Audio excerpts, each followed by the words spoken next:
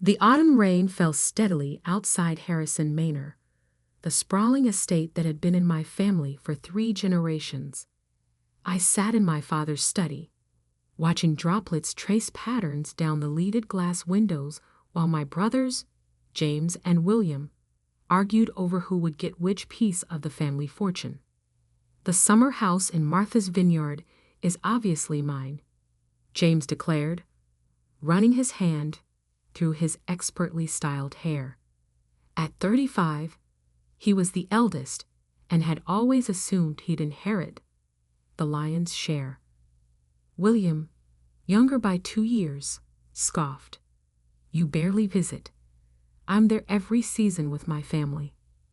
I remained silent, fingers tracing the worn leather of Dad's old chair. At 28, I was the youngest, and in their eyes, the least worthy. Elizabeth Harrison, the daughter who'd chosen to study business instead of law or medicine, who'd moved away to find herself instead of staying to learn the family business. If they only knew. "Lizzie," James turned to me with his condescending smile, "you can have the cottage in Vermont. It's quaint, perfect for your lifestyle." The cottage in Vermont was the smallest of our family properties, worth maybe a fraction of the main estate. I bit back a smile, remembering the conversation I'd had with Dad 3 years ago in this very room. Mrs. Collins, our family lawyer's assistant, interrupted from the doorway. "The video conference is ready." I checked my watch. 2:55 p.m. Right on schedule. The massive screen on the study wall flickered to life, revealing Margaret Collins, our family's lawyer for the past 20 years. Her silver hair was perfectly coiffed, her expression professionally neutral. "Good afternoon, Harrison family," she began. "As you know, we're here to discuss the distribution of your father's estate following his passing last month. Dad's death had been peaceful, in his sleep, they said. The last time I'd seen him, just a week before, he'd winked at me over dinner. Our secret safe between us. Now," Margaret continued, "I understand you've all had a chance to review the preliminary documents I sent last week." James nodded eagerly. "Yes, and I have some questions about the distribution percentages." "Actually," Margaret interrupted, "those documents were merely procedural. Your father left very specific instructions about how this meeting should proceed." William frowned. "What do you mean?" "The will is straightforward. The estate is to be divided between his children." "That's partially correct." Margaret shuffled some papers. "But first, we need to address the matter of Harrison Global Enterprises." Ah, here it came. I sat up straighter, watching my brother's reactions. "What about the company?" James demanded. As the eldest, I naturally assume. "Harrison Global Enterprises," Margaret cut in, "was sold 3 years ago." The silence in the room was deafening. I could hear the grandfather clock ticking in the hallway, counting down the moments until their world shattered. "Sold?" William's voice cracked. "That's impossible." "To whom?" "To Phoenix Capital Partners," Margaret replied, then paused deliberately. "Specifically to their CEO." James laughed, but it had hysterical edge. "This is absurd. Phoenix Capital, I've never even heard of them. Dad would never sell to strangers." "You're right," I said quietly, speaking for the first time. "He wouldn't." Both brothers turned to stare at me. I reached into my bag and pulled out a thick folder, placing it carefully on Dad's mahogany desk. "Phoenix Capital Partners was founded 4 years ago," I explained, my voice steady. "It's a private investment firm specializing in corporate restructuring and long-term wealth management, and I'm the CEO. The security cameras Dad had installed years ago would have captured their expressions perfectly. James's face draining of color, William's jaw dropping open. "You?" William whispered. "But you were traveling, starting your own business, you said." "I was," I confirmed. "Phoenix Capital was my startup. Dad was my first investor." James lunged for the folder, fingers trembling as he flipped through the documents. Sale agreements, transfer papers, board meeting minutes. All signed and notarized, all completely legal. "This is a joke," he sputtered. "Dad would never. You couldn't possibly." "Your sister," Margaret interjected, "spent 2 years proving herself to your father. She presented a comprehensive plan to modernize Harrison Global Enterprises and expand into new markets. While you two were fighting over corner offices, Elizabeth was learning every aspect of the business." I remembered those long nights with Dad, poring over financials, discussing strategy, proving I had the vision and capability to take our family legacy forward. He'd seen what my brothers never had, that my time away hadn't been aimless wandering, but careful preparation.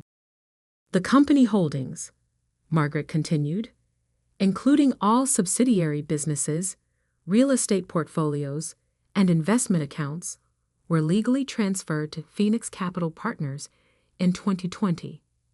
Your father remained as chairman emeritus until his passing, but operational control has been with Elizabeth for the past 3 years." William collapsed into a chair. "But the estate? The properties?"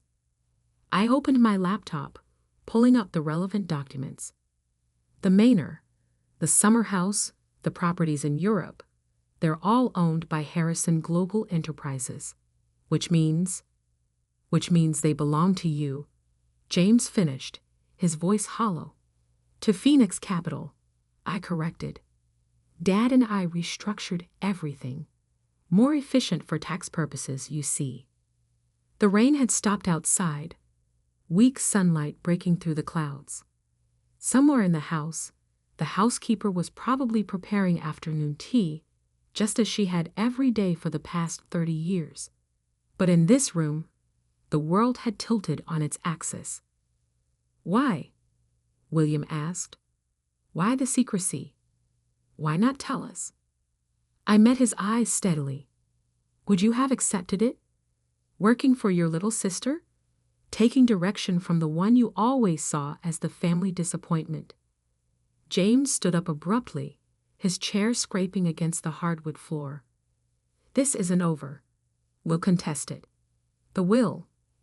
"Actually," Margaret interrupted again, "we should discuss the will now, because your father left some very interesting conditions regarding your continued involvement with the company." I sat back, watching my brothers' faces. They had no idea that this was just the beginning. Dad's real surprise was still to come, and I had front row seats to watch it unfold.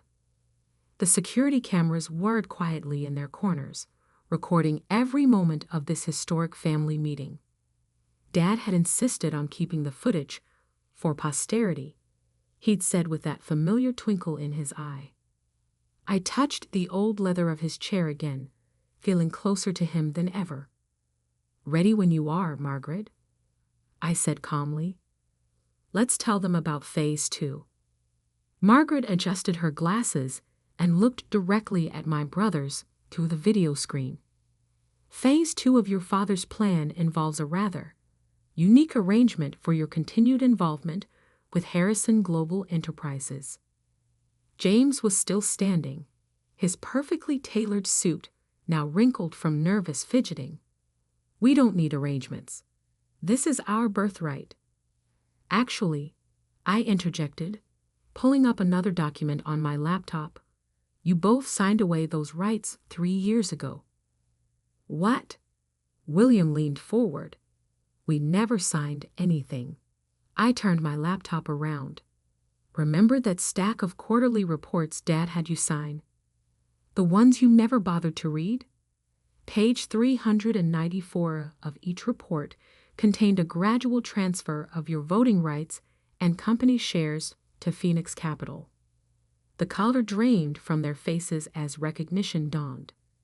Dad had always insisted on them signing the quarterly reports, a tradition they'd dismissed as our father's old-fashioned way of keeping them involved in the business. That's fraud, James sputtered. Margaret cleared her throat. Everything was clearly stated in the documents. Your signatures were witnessed and notarized. Your failure to read what you were signing does not constitute fraud. I remembered Dad's words when we devised the strategy. Your brothers think business is about power lunches and corner offices. Let's see if they've learned to read the fine print. However, Margaret continued, your father did not wish to leave you destitute. He believed in second chances, with conditions. She held up a thick envelope. This document outlines Phase 2 of the succession plan. Each of you has the opportunity to earn back a position in the company, along with a significant ownership stake. William's eyes narrowed. What kind of conditions? I stood up and walked to the window, looking out at the manor's grounds. The gardeners were trimming the hedges into their precise shapes, a task that required patience, skill, and attention to detail, everything my brothers had always lacked. Each of you will start at entry-level positions, I explained. William, given your background in finance, you'll begin in our accounts receivable department. James, with your law degree, you'll start in our compliance division. Entry level? James looked like he might faint. I'm a partner at Stevens and Mitchell. We're a partner, Margaret corrected. Your father arranged for your position there to end today. Same with your banking job, William. The grandfather clock struck 4, its deep chimes echoing through the house. Right on cue, both their phones buzzed with emails. Their resignations, effective immediately, drafted months ago by Dad's legal team. This is insane, William whispered. You can't just... I can, I said quietly, and I have. But unlike you two, I'm offering a genuine opportunity. Prove yourselves over the next 2 years, learn the business from the ground up, and you can earn back your places in the company. And if we refuse, James demanded. I smiled. Then you keep your trust funds, the ones that mature when you turn 65. Until then, you'll receive a modest monthly stipend, enough to live comfortably, but not extravagantly. The security cameras caught James's face, turning an interesting shade of purple. He just bought a new yacht, I recalled. Probably with credit, counting on his inheritance to cover it. There's more, Margaret added. Your father left personal letters for each of you. Elizabeth, would you? I opened Dad's desk drawer and pulled out 2 sealed envelopes. My brothers took them with trembling hands. As they read, I watched their expressions change. Dad had always known exactly what to say to each of us. I'd read my letter the day after he died. Words of pride, trust, and subtle guidance for the challenges ahead. William finished first, sinking deeper into his chair. James crumpled his letter, then smoothed it out again, as if unsure whether to preserve or destroy it. Dad knew, William said softly. About the insider trading. I nodded. And about the embezzlement at your bank. We have all the documentation. James's head snapped up. You're blackmailing us? No, I replied. I'm offering you protection. Accept the positions, work hard, learn the business properly, and those incidents never come to light. Refuse, and well, I shrugged. Phoenix Capital has a strict policy about reporting financial misconduct. The room fell silent except for the faint sound of the gardeners outside. I could almost hear Dad's voice. Power isn't about having the biggest stick, Lizzie. It's about knowing when and how to use it. How long? William asked. How long have you been planning this? I sat back in Dad's chair, feeling its familiar comfort. Remember when I left 6 years ago? You both laughed, said I was running away from responsibility. But I was learning. Harvard Business School, internships at top investment firms, building connections, creating Phoenix Capital from scratch. While we were, James trailed off. While you were coasting on the family name, I finished. Taking shortcuts, breaking laws when it suited you. Margaret cleared her throat. The employment contracts are ready for your review. You'll have 24 hours to decide. After that, the regulatory authorities will receive some very interesting documents. And if we prove ourselves, William asked, after 2 years? I opened another file on my laptop. Then you each receive 20% of the company's shares. I retain controlling interest, but you'll have real power, real responsibility. Earned, not inherited. Why? James's voice was barely a whisper. Why go through all this? Because Dad believed in legacy, I answered. Not just money and property, but values, ethics, real business acumen. He wanted his children to be worthy of the Harrison name, not just entitled to it. I stood up, gathering my things. You have 24 hours. The contracts are with Margaret. I suggest you read them carefully this time. As I walked toward the door, William called out, Where are you going? To the office. Unlike some people, I actually work for a living. I paused at the threshold. Oh, and James, call the yacht broker. You're going to need that money for rent. The security cameras recorded their stunned faces as I left. Outside, the sun had fully emerged, making the wet gardens glisten. I pulled out my phone and dialed a familiar number. Miss Harrison, my assistant answered. How did it go? Just as Dad predicted, I replied. Have the HR team ready tomorrow morning. I have a feeling we'll have 2 new entry-level employees to orient. And if they refuse? I smiled, thinking of the additional documents hidden in Dad's safe. They won't. Phase 3 will make sure of that. The real game was just beginning, and I had all the pieces in place. Dad had taught me well. Sometimes the best power play is the one your opponents never see coming until it's too late. Part 3. The next morning, Harrison Global Enterprises' Modern Glass headquarters buzzed with unusual energy. Word had spread quickly. The Harrison brothers were starting their first day of work, in entry-level positions. I watched from my top-floor office as James's Maserati pulled into the parking garage, followed by William's more modest BMW. They'd shown up. Phase 3 could begin. They're here, my assistant announced through the intercom. Human Resources is ready for their orientation. Had them sent up here first, I replied. Minutes later, my brothers entered, both looking uncomfortable in business casual attire instead of their usual bespoke suits. James had dark circles under his eyes, and William's usual confident stance was notably absent. Sit, I gestured to the chairs facing my desk.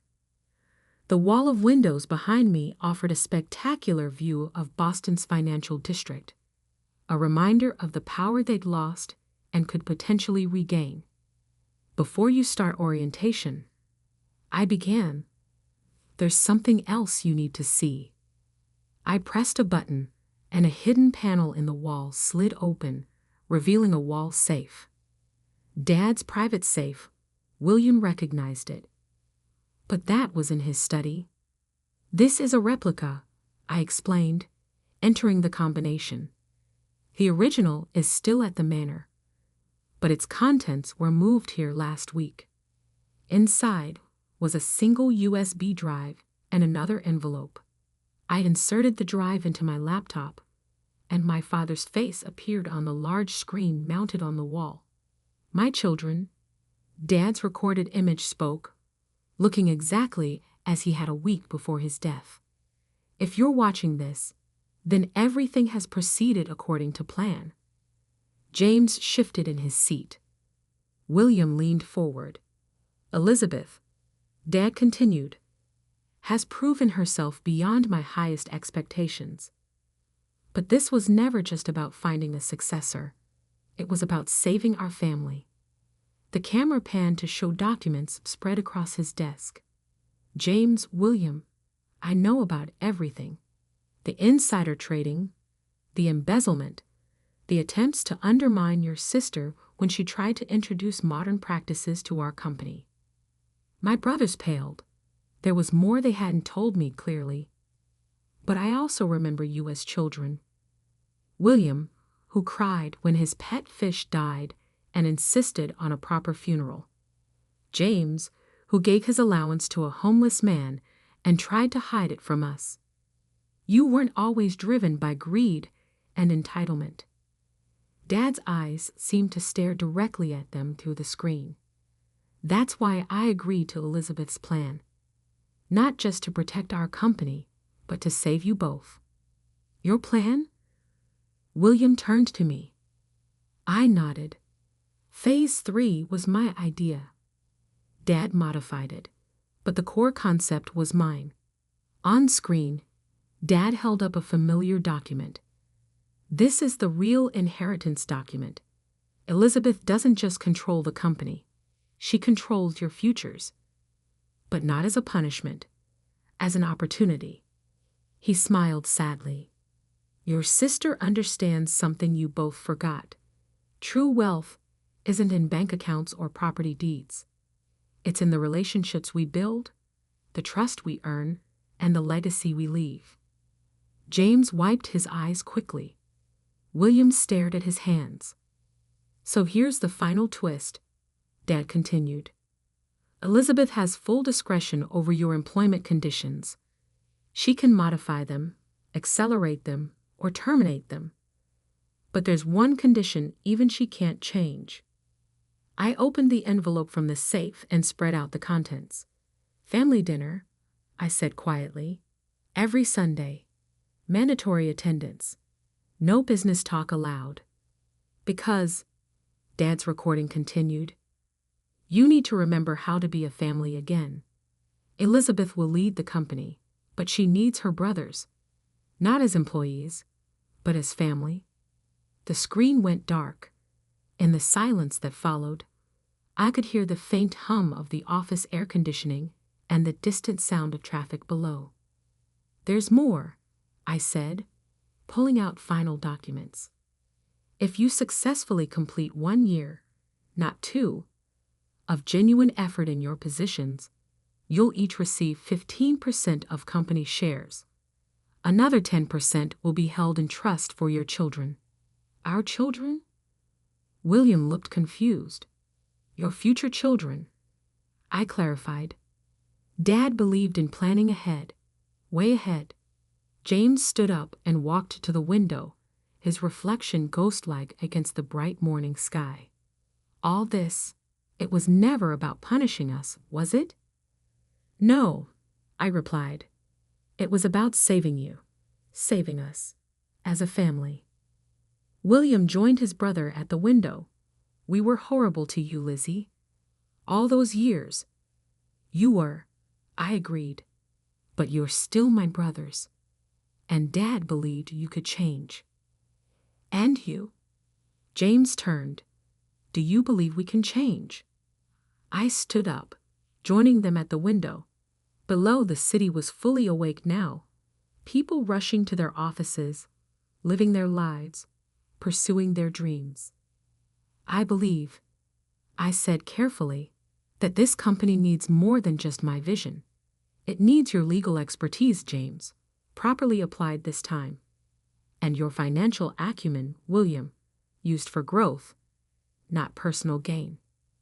But first, I continued, we need to rebuild trust, starting with Sunday dinner. Where? William asked. The Manor? I smiled. My place. I make a mean lasagna. And I have pictures from my Harvard graduation that you never attended, plus evidence of all your childhood embarrassments that Dad secretly saved. James actually laughed, a real laugh, not his usual condescending chuckle. You're going to hold those over us forever, aren't you? Of course, I am a Harrison, after all. The next few months weren't easy. James struggled with taking orders from younger colleagues. William had to relearn basic accounting practices he'd skipped over in his rush to the top. But slowly, things began to change. Sunday dinners became a genuine time for reconnection. Between mouthfuls of lasagna and embarrassing childhood stories, we rediscovered what it meant to be siblings, not just business rivals. 6 months in, I called them both to my office again. They entered cautiously, but with more confidence than that first day. The board is impressed with your progress, I began, especially the ethics committee. Is this about the shares? William asked. It hasn't been a year yet. No, I smiled. This is about Phase 4. There's a Phase 4? James groaned. Dad's reaching from beyond the grave again. I laughed. Actually, Phase 4 is mine. How would you both feel about joining me in a new venture? Something separate from Harrison Global, but complementary. A chance to build something together as equals. Their faces showed surprise, then interest. We spent the next 3 hours discussing possibilities, arguing good-naturedly about business models and market strategies. It felt right. 1 year to the day after that first inheritance meeting, we gathered in Dad's old study. The security cameras were still there, silent witnesses to our family's transformation. I have something to show you, I said, pulling up the footage from that dramatic first meeting. We watched our past selves, barely recognizing the entitled, angry men and the defensive, prepared woman we'd been. We were such idiots, William mused. Were? James quipped, earning a playful punch from our brother. I looked at them, really looked at them. James had lost the arrogant edge to his smile. William's eyes had regained the kindness I remembered from our childhood, and I had gained something too, brothers I could trust, not just with business, but with my life. Dad would be proud, I said softly, of all of us. The security cameras whirred quietly, recording this moment too. But we didn't need recordings anymore to remember who we were or what we meant to each other. We were Harrisons, not just in name or inheritance, but in spirit. And that, as Dad had known all along, was worth more than any estate. The Boston winter was particularly harsh that year, with snow piling up outside the windows of my small office in the industrial district. I was reviewing the quarterly reports of my modest tech repair business when my phone buzzed with a message from my younger sister, Amanda. Emergency family meeting at Mom and Dad's tonight. Dad says attendance mandatory. Something about your business. I sighed, already knowing what this was about. For the past 3 years, I, Sarah Mitchell, had been running my own electronics repair shop while my family ran their much larger electronics retail chain, Mitchell Electronics. They never approved of my decision to strike out on my own instead of joining the family business. My father, James Mitchell, was particularly vocal about his disappointment. A Mitchell should be running Mitchell Electronics, not fixing broken phones in some shabby workshop, he would say at every family gathering. What they didn't know was that my shabby workshop was just the visible part of my business empire. 3 years ago, I had invested my inheritance from my grandmother in acquiring Apex Components, the primary supplier for Mitchell Electronics and several other major retailers in the Northeast. I kept my ownership private through a holding company, managing everything through trusted proxies while maintaining my repair shop as a cover. As I drove to my parents' luxurious suburban home that evening, I couldn't help but smile at the irony. They thought I was struggling while unknowingly paying millions to my company every year. The family was already gathered in the living room when I arrived.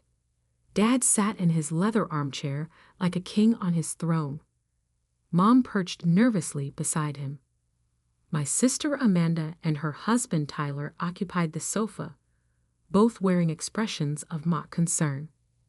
"Sarah, sit down," Dad commanded, gesturing to the lone chair positioned directly across from him.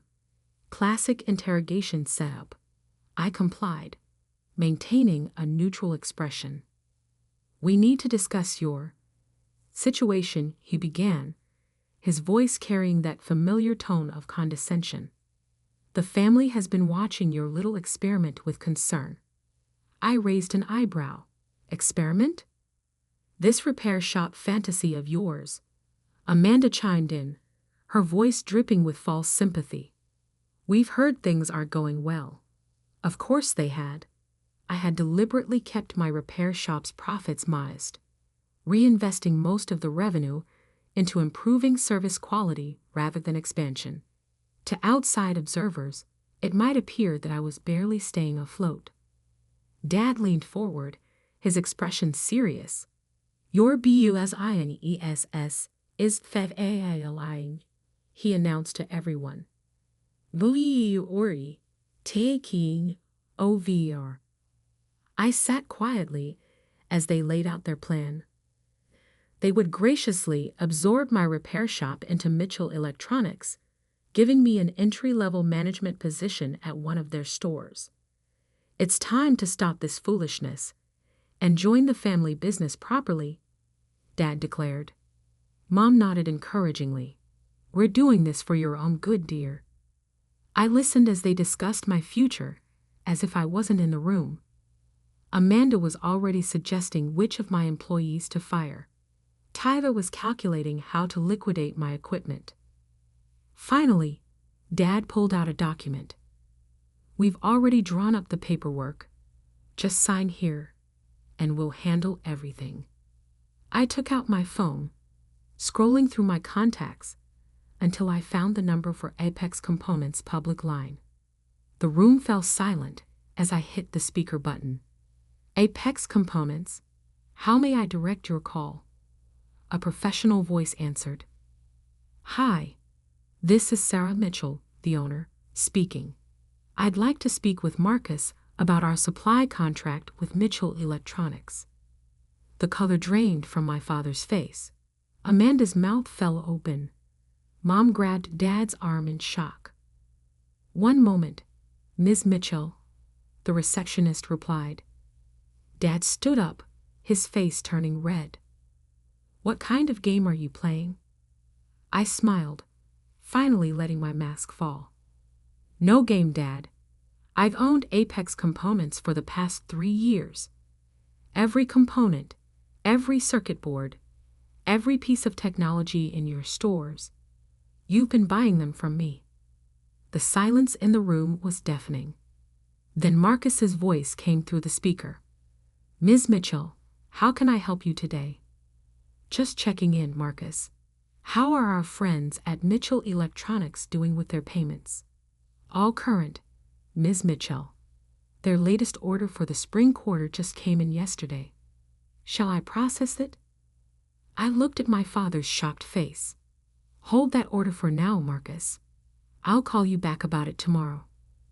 "Very well, Ms. Mitchell." I ended the call and stood up, picking up the takeover document from the coffee table. Slowly, deliberately, I tore it in half. "Now," I said calmly, "I think it's time we had a real discussion about the future of our business relationship." The room remained frozen. Through the window, snow continued to fall silently on the Boston suburb, marking the beginning of a very different kind of family meeting. The grandfather clock in the corner ticked loudly in the silence. Dad's face had turned from red to purple, a vein pulsing in his temple. Amanda sat frozen, her perfectly manicured hands gripping Tyler's arms so tightly her knuckles were white. "This is impossible," Dad finally sputtered. "Apex Components is owned by Sterling Industries." I smiled, pulling out my tablet. "Sterling Industries is a holding company. My holding company." I pulled up the corporate documents and turned the screen toward them. "Would you like to see the ownership papers?" Mom found her voice first. But how? The purchase price for Apex would have been $37 million. I finished for her. Grandmother's inheritance was quite substantial. While you were all busy mocking my little repair shop, I was using it to learn the industry from the ground up. Every component, every supplier, every market trend. "You manipulated us," Amanda accused, her voice shrill. "All those times you came to family dinners, pretending to struggle, manipulated you?" I laughed quietly. "Like you manipulated Davis Electronics into bankruptcy last year." I heard all about that at the supplier meeting. Their desperate calls to Apex for payment extensions. The way Mitchell Electronics swooped in to buy their assets at half price. Tyler shifted uncomfortably. He had orchestrated that takeover, earning himself a promotion to Chief Strategy Officer at Mitchell Electronics. Dad stood up abruptly, his business instincts taking over. "Fine. You've made your point. Let's discuss this reasonably. What do you want?" I sat back in my chair, enjoying the shift in power dynamics. "First, let's talk about pricing. Mitchell Electronics has been getting preferential rates from Apex for years. That's changing effective immediately." "You can't do that," Amanda protested. "We have contracts." "Contracts with annual review clauses," I corrected. "Perhaps you should have read the fine print more carefully. The spring quarter order you just placed? The prices are going up by 15%. Dad's face paled. He knew what that would do to their profit margins. "That's extortion." "That's business," I replied coolly. "Just like it was business when you tried to force me out of my shop today." Mom stepped forward, attempting to play peacemaker. "Sarah, dear, surely we can work something out. We're family." "Family?" I pulled out another document from my bag. "Like when you and Dad tried to block my business loan application at First National Bank last year." As a concerned parent, I believe the letter said. They had the grace to look embarrassed. That attempt to sabotage my business had backfired. It was what prompted me to start recording all our interactions. "Here's what's going to happen," I continued, my voice firm. "Mitchell Electronics will accept the new pricing structure. You'll sign a 5-year supply contract with Apex at market rates. No more preferential treatment. And you'll stay completely out of my repair business." "Or what?" Dad challenged, though his voice lacked its usual confidence. I smiled. "Or I'll start supplying your competitors at a discount. I wonder how Riverside Electronics would feel about getting components at 20% below what you're paying." The threat hung in the air. Riverside was their biggest competitor in the Northeast, and such a price advantage would devastate Mitchell Electronics' market share. Tyler, ever the strategist, spoke up for the first time. "This could destroy the company. Thousands of people could lose their jobs." "That's your choice to make," I replied. "I'm just offering a fair business arrangement. The same courtesy you showed me today." Amanda stood up, tears of fury in her eyes. "You've been planning this all along, haven't you?" playing the struggling daughter while secretly plotting to take over. Take over?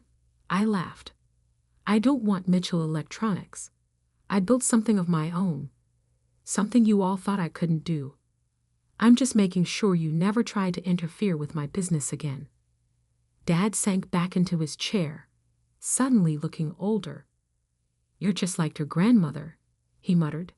She always said you were the one who inherited her business sense. Yes, she did, I agreed. She also warned me about family and business. I should have listened sooner. I stood up, gathering my things. You have until tomorrow morning to decide. The new contracts will be delivered to your office at 9 a.m.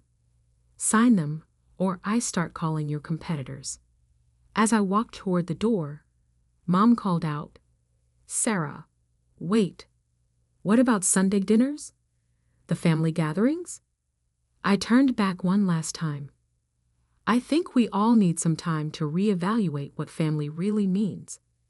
Don't you? The snow had stopped falling outside, leaving a pristine white blanket over everything. As I drove away from my parents' house, I caught a glimpse of them in my rearview mirror, still standing in the doorway. Dad was on his phone, probably calling his lawyers. Amanda was crying into Tyler's shoulder. I felt a mix of triumph and sadness. This wasn't how I had wanted things to play out, but they had forced my hand. Tomorrow would bring tough negotiations and probably more family drama. But for now, I had one more stop to make. I turned my car toward the industrial district, where my shabby workshop waited. The lights were still on, my dedicated team working late as usual. They were the real reason for my success, not just my ownership of Apex. It was time they knew the whole truth too. The night was far from over, and I had a feeling the real storm was just beginning. The next morning, Boston's financial district was already buzzing with activity when I arrived at my office in the Apex Components building. I had spent half the night explaining everything to my repair shop team, who were shocked but supportive. Now it was time for the real battle to begin. My phone had been flooded with messages since dawn. Missed calls from Mom, angry texts from Amanda, and several emails from Tyler marked URGENT. I ignored them all and focused on preparing for the 9 a.m. meeting. At 8:45, Marcus, my VP of Operations at Apex, entered my office. The Mitchell Electronics legal team just arrived. All 6 of them. He handed me a coffee. Your father's with them. I nodded, not surprised. And Amanda. She's in the lobby with Tyler. They're demanding to be part of the meeting. Let them come up, I said, straightening my jacket. The more witnesses, the better. At precisely 9 a.m., they filed into the conference room. Dad led the charge, followed by his lawyers and Amanda and Tyler. Their expressions ranged from anger to disbelief as they took in my presence at the head of the conference table in the Apex headquarters. Before we begin, Dad announced, I want to make it clear that we contest the legitimacy of your ownership claim. I smiled and gestured to my own legal team.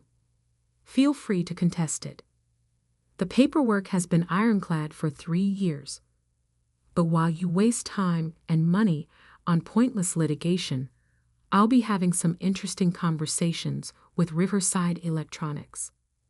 One of Dad's lawyers whispered something in his ear, and his face tightened. They knew I had them cornered. The new contracts, I said, sliding folders across the table. As promised, market rate pricing, 5-year term, no early termination without penalty. Tyler grabbed a copy and started reading, his face growing increasingly pale. These terms, they'll cut our margins by at least 40%. Welcome to the real market, I replied. You've been getting artificially low prices for years. That ends today. Amanda slammed her hand on the table. This is ridiculous. Daddy, we can't accept this. There must be other suppliers. There aren't, Tyler said quietly. Apex controls 60% of the component market in the Northeast.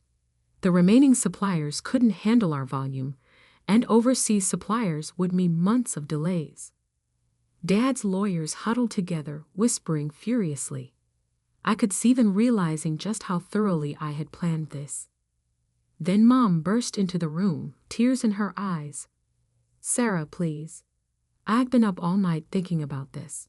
We can work something out. We're family. Family? I stood up slowly. Let me tell you about family, Mom. 3 years ago, when I started my repair shop, I came to you for advice.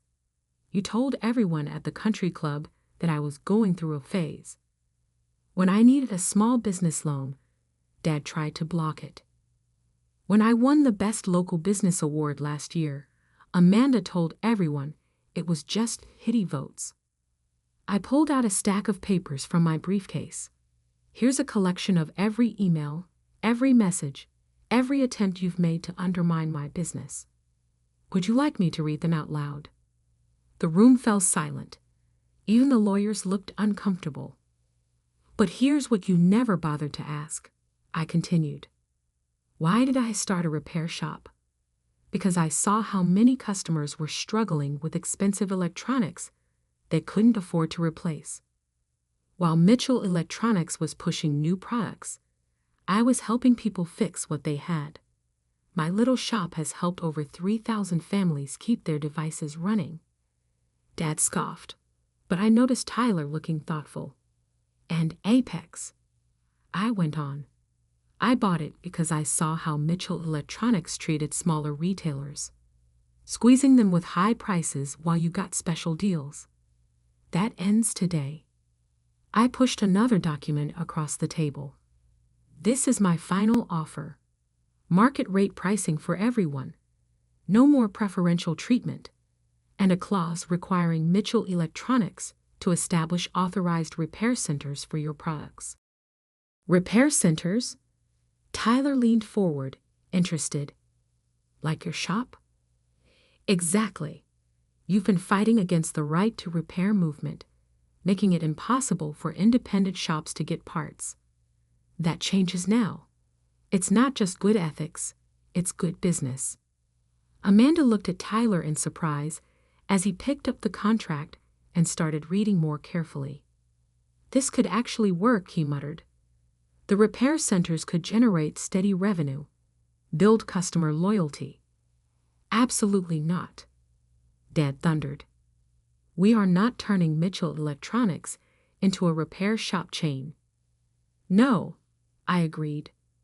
You're adapting to a changing market. Sign the contract, and I'll even help you set up the repair center network. Refuse, and I start calling your competitors in an hour.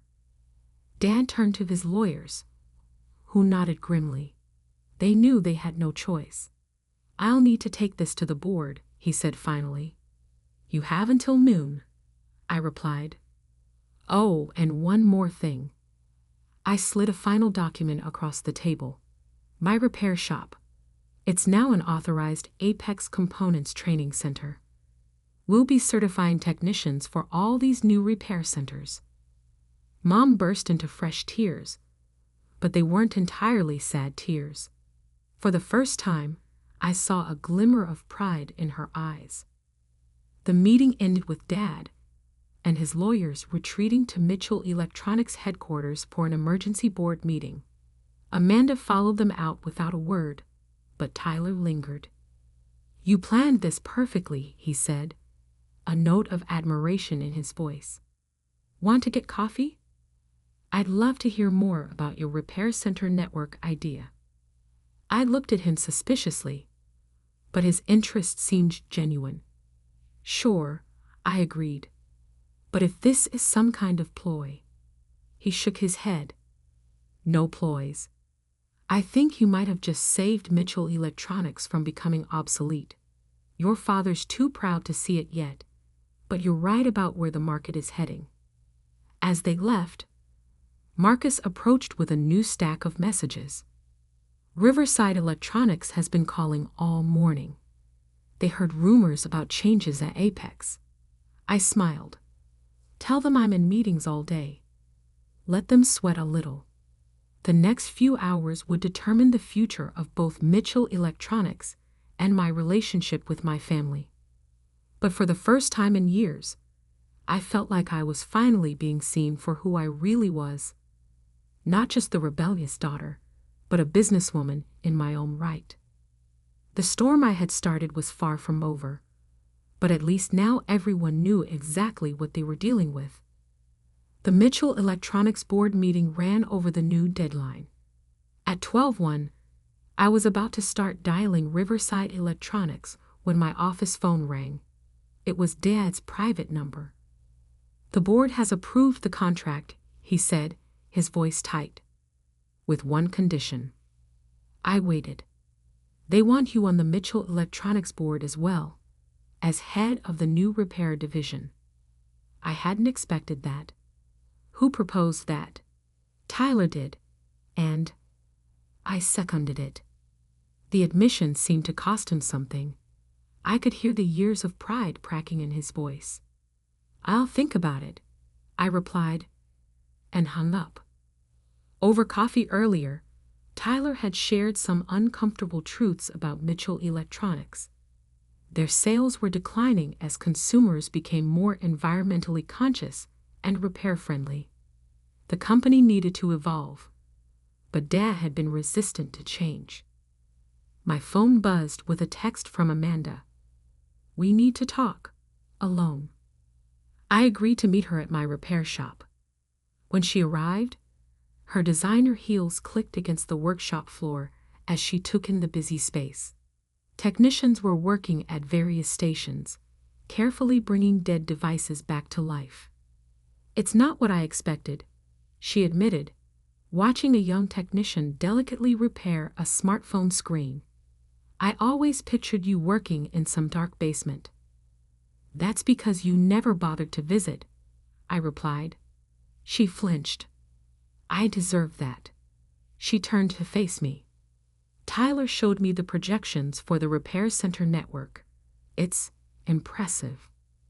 You're not just fixing phones, you're building something sustainable." That was always the plan. "Why didn't you tell us?" she asked. "About Apex, about all of this? Would you have listened? Or would you have tried to take control, like you did yesterday?" She was quiet for a moment. "I was jealous," she finally admitted. "You were always the smart one, the one grandmother believed in. When you started this shop, I thought I was finally better than you. Working at Mitchell Electronics, wearing expensive suits, looking down on my sister, the repair technician. And now I realize you saw the future while we were clinging to the past." She gestured around the shop. "This is where the industry is heading, isn't it? Sustainability, repairs, customer service." "It is," I confirmed. "The question is, are you ready to be part of it?" Before she could answer, the shop's door chimed. Mom walked in, looking out of place in her pearls and cashmere sweater. "I hoped I'd find you both here," she said softly. "Your father's on his way too." Sure enough, Dad's car pulled up minutes later. He entered the shop slowly, taking in the busy workspace with new eyes. "Your grandmother would be proud," he said quietly. "She always said business wasn't just about profits. It was about building something worthwhile." "That's what I've been trying to do," I replied. "I know that now." He pulled out a folder, the signed contracts, and something else. Inside was a formal apology from the Mitchell Electronics board for their past attempts to interfere with my business, along with the board membership offer. "We're not asking you to give up anything," Dad explained. "Keep running Apex and your shop, but help us transform Mitchell Electronics too, not as our supplier, but as our daughter." I looked at my family, Mom's hopeful smile, Amanda's newfound respect, Dad's difficult but genuine attempt at reconciliation. On one condition, I said, the repair network starts here, with my team. They've earned it. Agreed, Dad nodded. Tyler's already working on the implementation plan. He says you two had quite a productive coffee meeting. Speaking of your team, Amanda added, we need to talk about expansion. If we're rolling out repair centers across the Northeast, you'll need to train more technicians. I might have some ideas about that. I smiled, thinking of the training program I'd been developing. That evening, after the papers were signed and plans were made, we gathered for an impromptu family dinner, not at my parents' formal dining room, but at the small cafe next to my shop. The same cafe where I'd first dreamed up my business plan 3 years ago. To new beginnings, Mom proposed a toast, and to old wisdom, I added, thinking of grandmother. Dad raised his glass. To the future of Mitchell Electronics and Apex Components. And to family, Amanda concluded, who sometimes need to be broken apart to grow stronger together. As we ate and talked about the future, I watched my repair shop through the cafe window. The lights were still on, my team still working. Tomorrow, I would tell them about the expansion plans, the opportunities ahead. They weren't just repair technicians anymore. They were pioneers in a changing industry. 6 months later, the first Mitchell Electronics Authorized Repair Center opened in downtown Boston. The ribbon-cutting ceremony featured the entire Mitchell family, with Dad and me sharing the scissors. The photo made the local business news. Mitchell Electronics embraces right to repair movement. A family business evolution. My repair shop became the flagship training center, with Amanda surprisingly taking a keen interest in the educational program. Mom started a sustainability initiative within the company, working to reduce electronic waste. Even Dad found his passion again, mentoring young entrepreneurs who wanted to open their own repair centers. The family dinners resumed, but they were different now. Instead of judgment and competition, there was collaboration and respect. We weren't just a family business anymore. We were a family that had learned to appreciate each other's visions. As for me, I kept my office in the repair shop, even after the Apex Components revelation. It reminded me of where I started and why. The small desk where I had first dreamed of changing the industry now shared space with certificates, awards, and a simple framed photo of my grandmother. One evening, as I was locking up, Dad stopped by. He picked up a framed article from my wall, the first review my repair shop had ever received. You know, he said thoughtfully, your grandmother once told me something I didn't understand until now. She said, the best business leaders don't just build companies. They build bridges. I smiled, thinking of all the bridges that had been built and rebuilt over the past 6 months. She also said something else. I replied, sometimes the strongest foundations are built on broken ground. Outside, the Boston sunset painted the sky in shades of possibility. Through my shop window, I could see the Mitchell Electronics sign glowing in the distance, now proudly advertising sales and services. Between the two businesses stood the city we served, full of people who needed both our products and our help maintaining them. We had found our balance, as a business, as a family, and as a force for change in an industry that needed it. Sometimes I realized the best revenge isn't winning the fight, but transforming it into something better than victory. The Boston winter morning was particularly bitter as I parked my modest Honda Civic outside my parents' sprawling Victorian mansion. The contrast between my practical car and their ostentatious display of wealth always amused me. Sarah Bennett, Their failure of a daughter, arriving for another lecture about life choices. I checked my phone one last time before heading in. 3 missed calls from Marcus, my COO, about our latest acquisition. "I'll handle it after this family circus," I texted him. Taking a deep breath, I walked up the familiar stone path, my boots crunching in the fresh snow. The door opened before I could ring the bell. "You're late, my mother?" Eleanor Bennett said with her trademark disapproving frown. Her perfectly coiffed silver hair and designer outfit screamed old money, just like everything else about her. "Good morning to you too, Mom." I tried to keep my voice light as I stepped inside. The house smelled of fresh coffee and cinnamon, our housekeeper Maria's signature breakfast scent. Some things never changed. In the formal living room, my father, Robert Bennett, sat in his leather armchair like a king on his throne. My younger sister Victoria perched on the sofa, looking smugly perfect in her corporate attire. She'd followed the proper path, Harvard Business School, then straight into the family's luxury hotel chain, Bennett Hospitality Group. "Sit down, Sarah," my father commanded, not bothering with a greeting. "We need to discuss your future." I settled into an armchair, already knowing what was coming. At 32, I was the black sheep who'd rejected the family business to pursue my own path. My crime? Starting a tech company instead of joining their precious hotel empire. "Your sister is being promoted to executive vice president," my father announced, beaming at Victoria. "Meanwhile, you're still playing with your little internet startup." Victoria's smile widened. "Don't worry, Sarah. There's still an entry-level position available if you want to learn the business properly." I bit back a laugh. If they only knew that my little internet startup had just closed its 4th round of funding. But I kept my success quiet, operating under a holding company name that couldn't be traced to me. I wanted to succeed or fail on my own merits, not the Bennett name.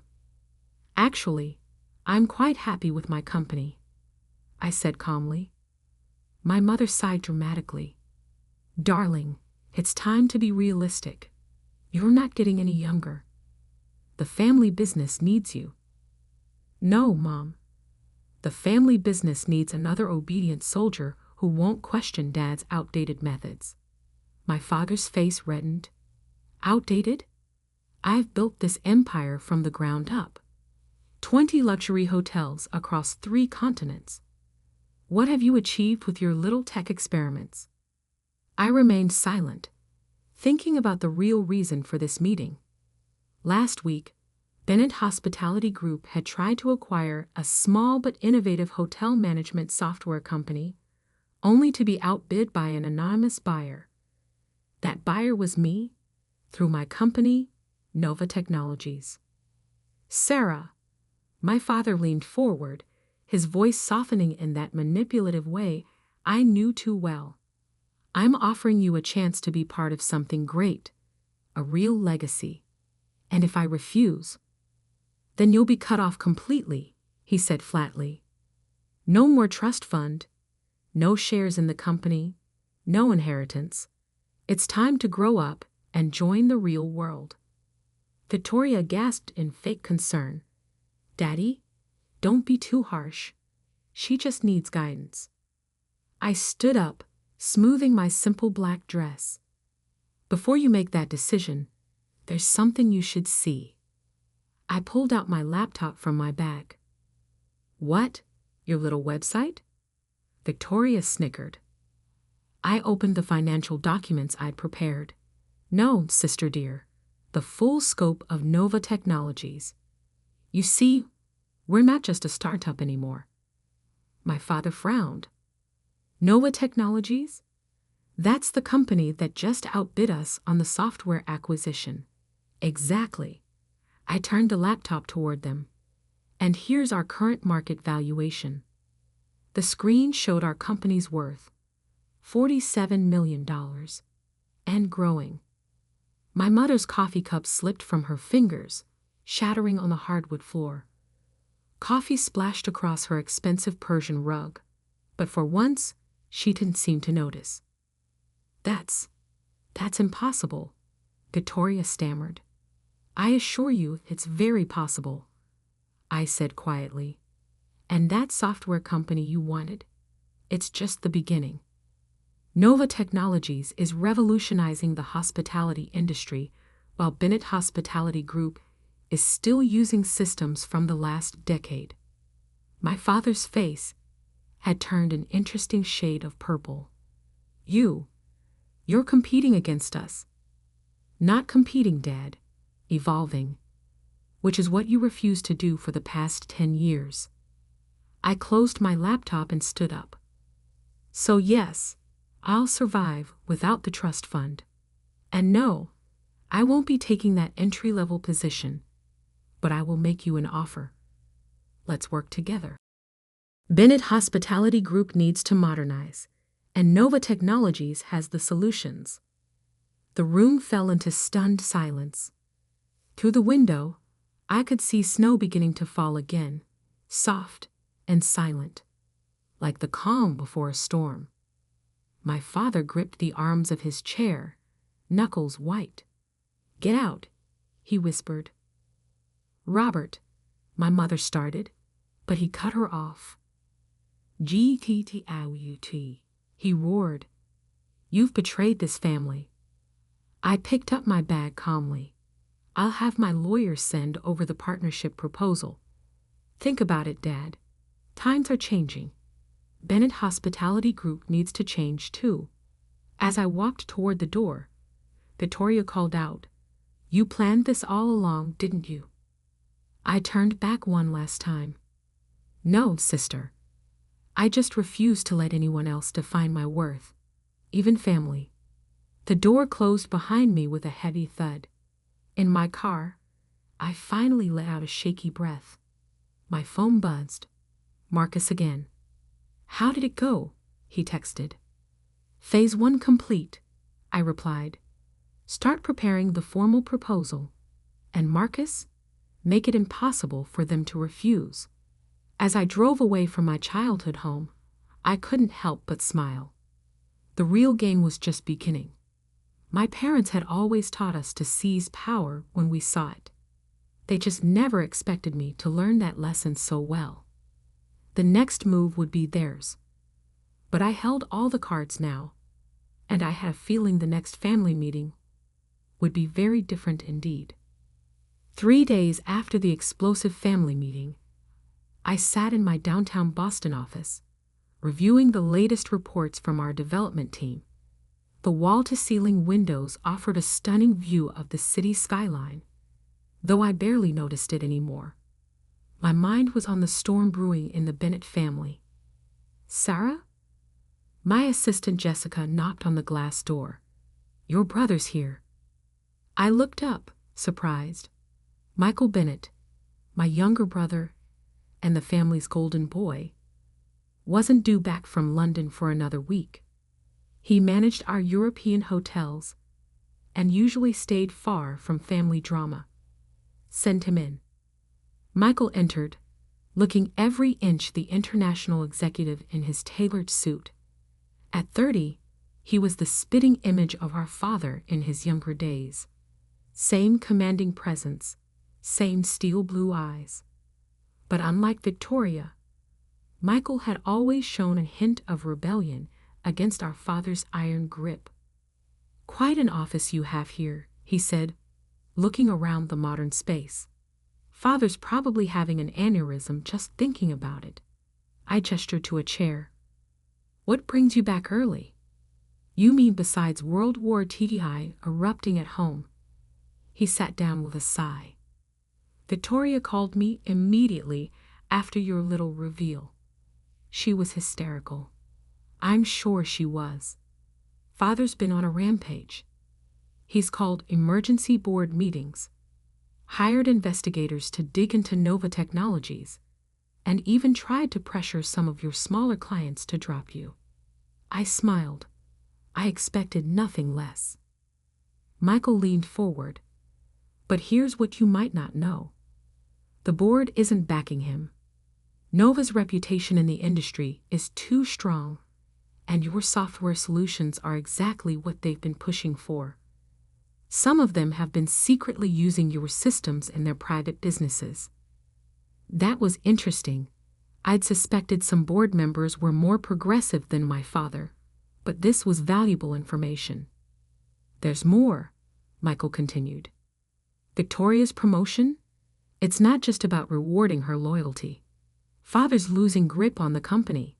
The shareholders are demanding modernization, and he's trying to consolidate power within the family. And you're telling me this because I'm tired of the old ways too. Michael ran a hand through his dark hair. Look, I love the hospitality business, but Father's refusing to see that technology is the future. Half our European properties are struggling because our systems are outdated. My phone buzzed. A text from Marcus. Bennett Hospitality Group just requested an emergency meeting tomorrow morning. I showed Michael the message. Looks like Father's making his move. Be careful, Michael warned. He's desperate, and a desperate Robert Bennett is dangerous. After Michael left, I called an emergency meeting of my own. In our state-of-the-art conference room, I faced my leadership team. Marcus Wong, my brilliant COO, who'd been with me since the beginning. Diana Patel, our Chief Technology Officer. And James Morrison, our Chief Financial Officer. Bennett Hospitality Group will try to either buy us out or destroy us, I explained. Knowing my father, he'll try both simultaneously. Marcus pulled up our latest projections. We're in a strong position. Our new hotel management platform is revolutionary, and we have patents pending. They can't compete with our technology. But they can make things difficult, Diana added. They have relationships with every major hotel chain. One word from Robert Bennett could lock us out of key markets. I stood up and walked to the window, watching the city lights flicker on as dusk approached.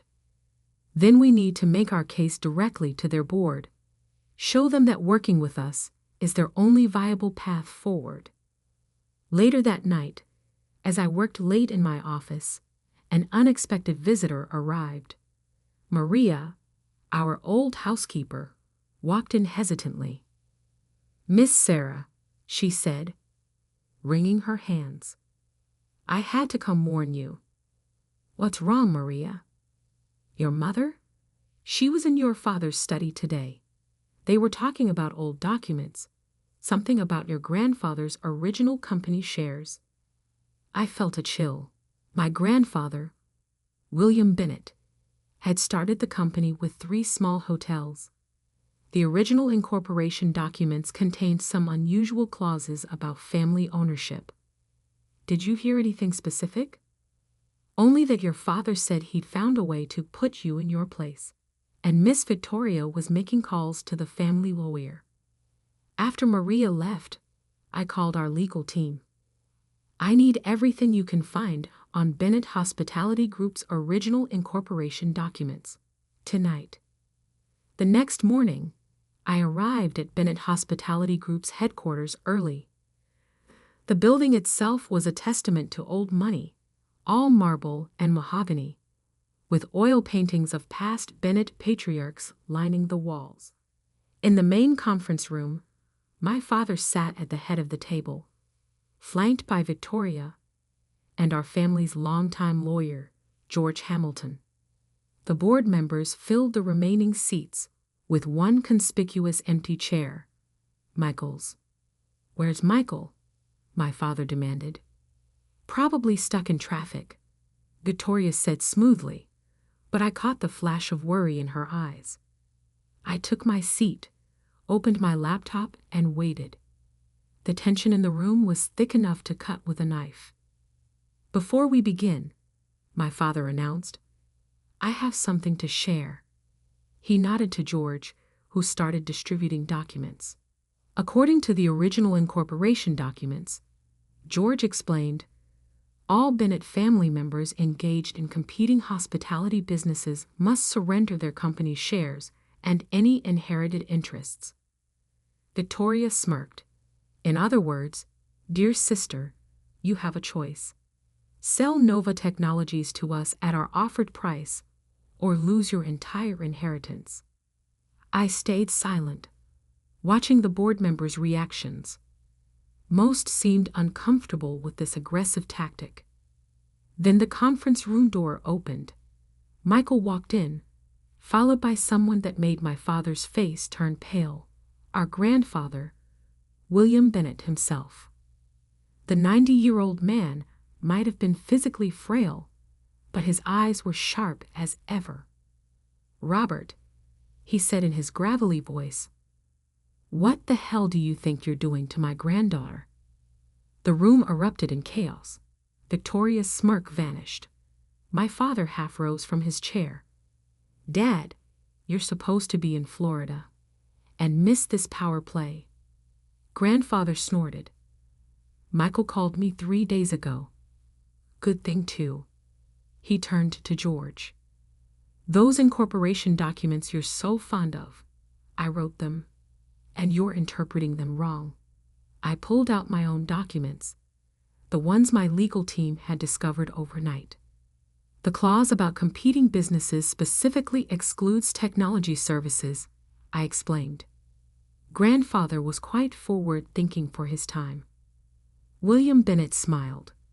I always knew you had the real business sense in the family, Sarah. While they were playing hotel managers, you were revolutionizing the entire industry. My father's face had turned an alarming shade of red. This is ridiculous. The company needs to evolve. One of the board members interrupted. Mr. Bennett, we've been trying to tell you this for years. Nova Technologies represents exactly the kind of innovation we need. I stood up, commanding the room's attention. I have a new proposal. Nova Technologies doesn't want to compete with Bennett Hospitality Group. We want to transform it. A full technological overhaul, bringing your hotels into the modern age. But it has to be a true partnership. The board members leaned forward, interested. Victoria looked like she'd swallowed something sour. And my father finally looked uncertain. Grandfather hobbled to the head of the table. I move for an immediate board vote on this partnership proposal. As hands began to raise around the table, I caught Michael's eye. He gave me a subtle nod. The game wasn't over yet, but the pieces were finally moving in the right direction. The question was, would my father accept this new reality, or would he fight to the bitter end to maintain control? The next few hours would determine not just the company's future, but our families as well. The board vote was unanimous in favor of the partnership. Everyone except my father and Victoria. As the members filed out of the conference room, Grandfather placed a weathered hand on my father's shoulder. Robert, a word in private. It wasn't a request. Victoria tried to follow them into the adjacent office, but Grandfather's sharp look stopped her. Just your father. Left in the conference room with Victoria and Michael, I began packing up my laptop. The silence was heavy with unspoken words. This was your plan all along, wasn't it? Victoria finally spoke, her voice trembling with anger. Get Michael on your side. Bring Grandfather in. Humiliate Dad in front of the board. No, Victoria, Michael interrupted. This happened because you and Dad refused to see what was right in front of you. The world is changing. Sarah saw it first. Oh, please. Victoria stood up, her chair scraping against the floor. She abandoned the family business. She went off to play with computers while I worked my way up. Did everything right. Did everything right? I couldn't hold back anymore. You did everything Dent told you to do. There's a difference. In the adjacent office, we could hear raised voices. Our father rarely argued with grandfather, but today was different. They're probably rewriting my promotion, Victoria said bitterly. I shook my head. This isn't about your promotion. It's about saving the company you claim to love so much. Before Victoria could respond, the office door opened. Grandfather emerged first, looking tired, but satisfied. Our father followed, his face unreadable. Sarah, he said quietly. Another word. Inside the office, I sat across from my father, reminded of countless childhood lectures in his study. But something was different now.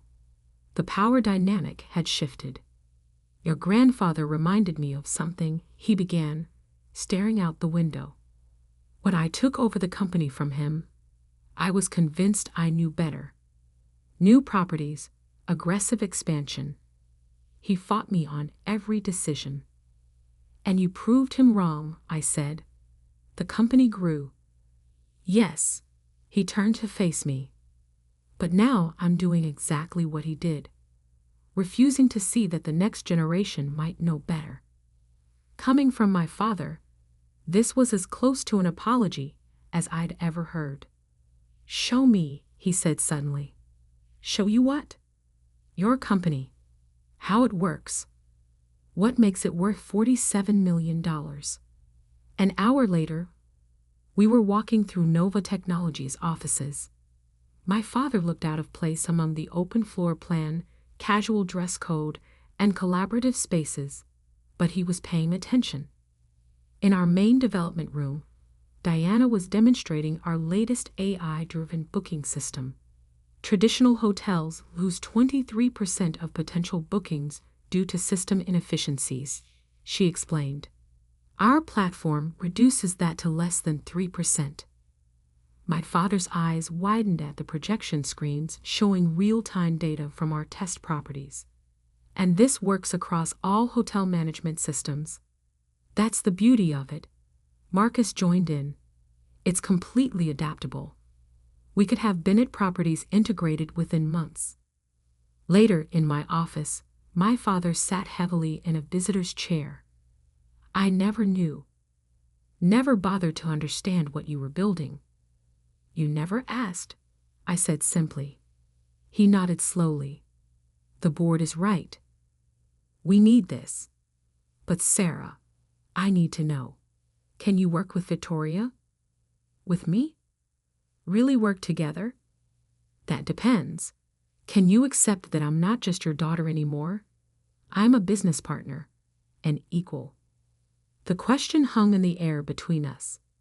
Decades of family dynamics, expectations, and control issues distilled into one moment. Finally, he extended his hand. Partners. 3 months later, the integration of Nova Technologies and Bennett Hospitality Group was proceeding better than expected. My father, to everyone's surprise, had thrown himself into learning the technology. Victoria, after some initial resistance, had found her niche in marketing our integrated solutions to other luxury hotel chains. But the real test came at the next family dinner, the first since that fateful meeting where they tried to fix my life. The same dining room, the same family members, but everything was different. My mother had replaced the coffee-stained Persian rug. More significantly, she'd insisted on a more casual family dinner instead of the usual formal affair. Sarah, she said, passing the salad, tell us about the new project in Singapore. Victoria mentioned something about AI-driven customer experience. Victoria actually smiled. It's amazing, Mom. The test results show a 40% increase in customer satisfaction. The Asian market is ready for expansion, Michael added. European properties are already asking when they can implement the full system.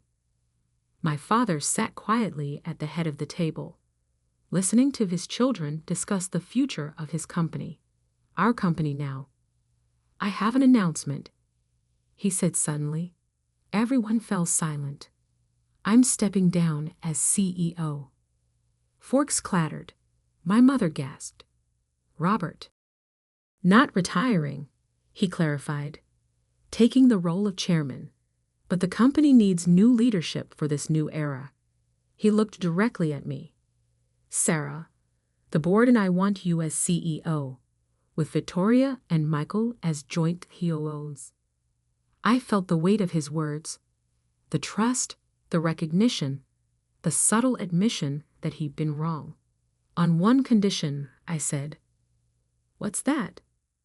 We moved the company headquarters to a new building, one that represents both our heritage and our future.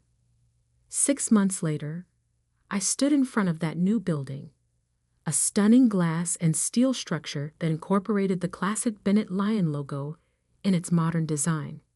Inside, traditional materials like marble and mahogany blended seamlessly with cutting-edge technology. My father stood beside me, looking up at our creation. I still remember what I said at that family meeting, that you were a disappointment. I remember. I was wrong. You didn't just build a successful company, you saved ours. He smiled slightly. Though I could have done without the dramatic revelation. I laughed. Well, I am a Bennett. We do tend toward the dramatic. Later that evening, I found myself in my old office at Nova Technologies, packing the last few items before moving to the new building. A photo caught my eye. A young girl sitting on her grandfather's lap, playing with a calculator while he worked on hotel ledgers. My phone buzzed with a message from Victoria. Family dinner tonight. Mom's actually cooking. Another message popped up from Michael. Should we warn the fire department? And finally, one from my father. Proud of you, CEO. I placed the photo in my box and looked out at the Boston skyline one last time from this office. The city lights twinkled, reminding me of that snowy morning when I'd driven to my parents' house, nervous about revealing my success. Sometimes, fixing your life means letting others see that it was never broken in the first place. I picked up my box and turned off the lights. It was time for family dinner, and for once, I was looking forward to it. After all, we were partners now, in business and in life. And that was worth more than $47 million any day.